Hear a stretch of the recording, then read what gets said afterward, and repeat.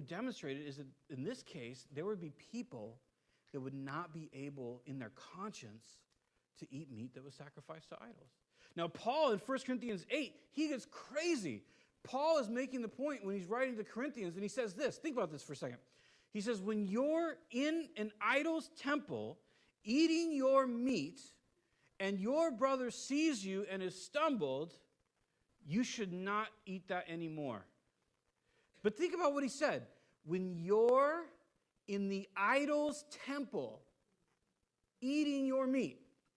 So if you're in Ephesus, and you're like, nah, I think I'll just roll down to the temple of Diana, get myself a French dip. It's good. It's cheaper.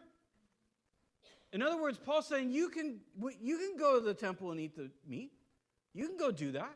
In other places he goes, we know that there's no power in an idol. You know, it's funny because we can get freaked out sometimes if we go to a Thai restaurant and there's a Buddha. And we're like, oh, God, am I partaking of their darkness? I just wanted some pad thai, right?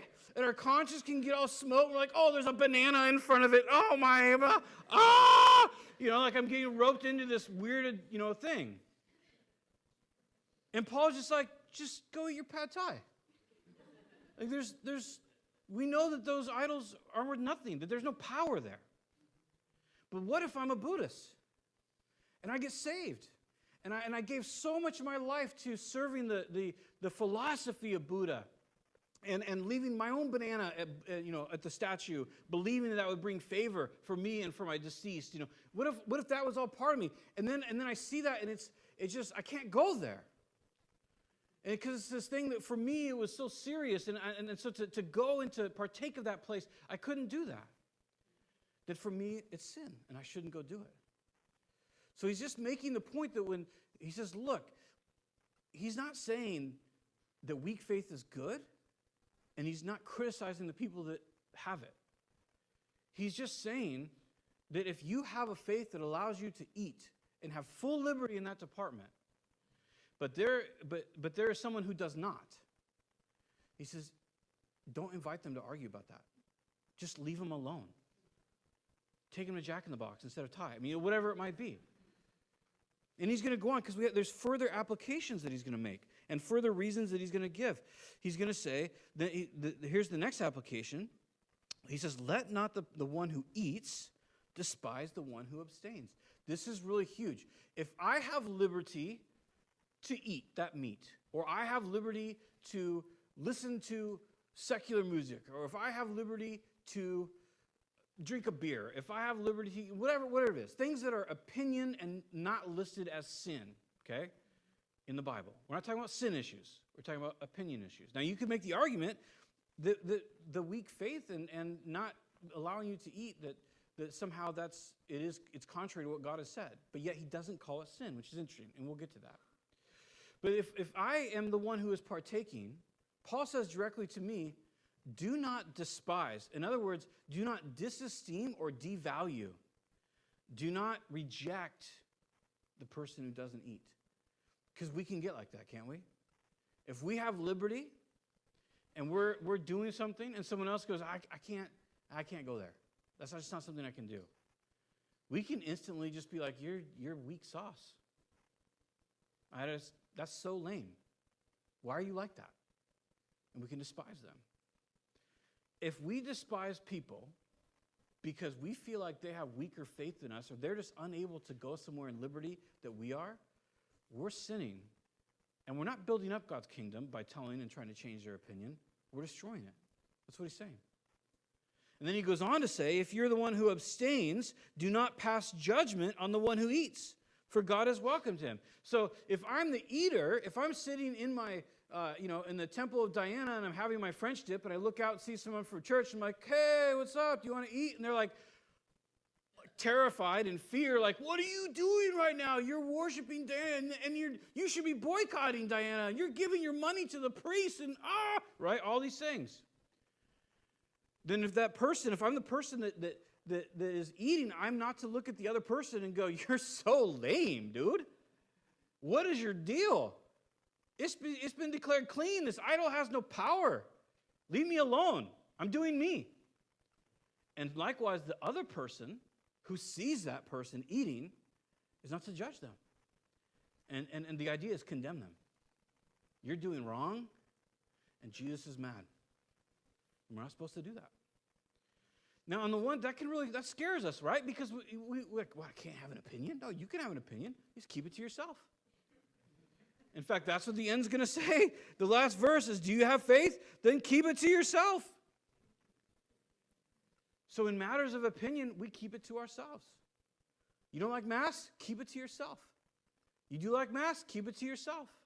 Did you get vaccinated? Keep it to yourself. You didn't get vaccinated? Keep it to yourself. No one cares. And if you care about what someone else has decided, you're the one that's wrong, not them. And it's the same with essential oils and vaccines, right? It's the same with doula or a hospital. It's the same with formula or breast milk. All those weird things that sweep through the church and cause division. I remember the first time, I don't know if that's when they came out, but I remember the first time the essential oil swept through a church. And it was so weird. I have them at home, by the way. They smell good. I have no idea. If I have a headache, I'm not putting mint, I'm eating Advil. But I do like the scent in my house, right? So, I don't have a dog in the essential oil race. But I remember when it swept through. And I remember talking to moms, working when I was on staff at Coastline. I remember talking to moms, discouraged, worn out, because they were using formula, and they got flack from other moms. Into breast milk. Yeah, I'm sure every mom on the planet would love to produce gallons of breast milk. I don't doubt that. I think that some women have their identity wrapped up in how much milk they can crank out, And I could understand how moms could, feel defeated when they can't make enough milk. I mean, not experientially, but I could understand that issue, right? And so when you have a mom that just wants to feed her baby, and I mean, moms, you got crazy hormones going on, right? You're trying to recover from a birth. You're trying to, take care of the thing that you love more than anything else on the planet. You want to make sure that your baby's sleeping and gaining weight and all those things, right? And you're trying your hardest. And if you can't make enough milk, somebody comes along and here's this. And then you have this whole branch of people, Christians and non-Christians alike, that just rage on that. Well, which formula are you getting? Is it organic formula? Is it whatever? Plant-based? Is it fish-based? I don't know what's out there, but it's all these things. Does it have this vitamin? Does it have that vitamin? Oh, is it this? Oh, is it that? Oh, I read an article from somebody who owns a lavender farm. And you're just like... And you ruin this new mom. And now she's in tears feeding her baby formula because she wants it to gain weight. And we just ruin her. And now she's convicted about that. Organic food, the same way. I remember there wasn't organic food when I was a kid, I'm pretty sure. I'm pretty sure there's planes everywhere that flew around and sprayed pesticides everywhere. But I don't ever remember going to the store as a child and seeing organic food. But what I did see is sweep through the church when I was in my 20s and 30s, and it blew through, and everybody had to buy organic. And if you weren't buying organic, you hate your kids, right? Or if you do buy organic, you're a fool, right? Those are kind of the two different thought processes. You're an idiot if you buy it, or you hate your kids if you don't. And it sweeps through the church. And then you have people that are like single moms working 2 jobs, barely afford pizza pockets, much less organic tomatoes. Their kids probably wouldn't eat anyway. Right? And then there's this huge condemnation on these people that they're just trying to do their best. And so one side despises and the other side judges. And isn't it cool that we can go to church and someone can dab mint on their temples and someone else can take Advil. And it's going to be just fine. Right?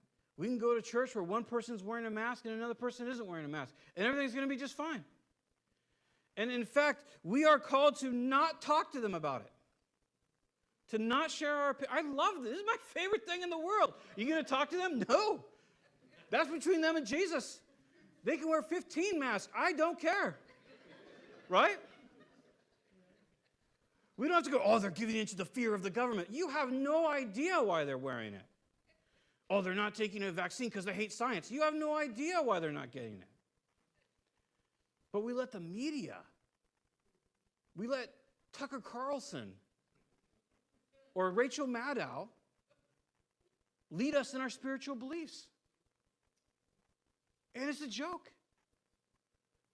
And I love that Paul just comes along and he's like, hey,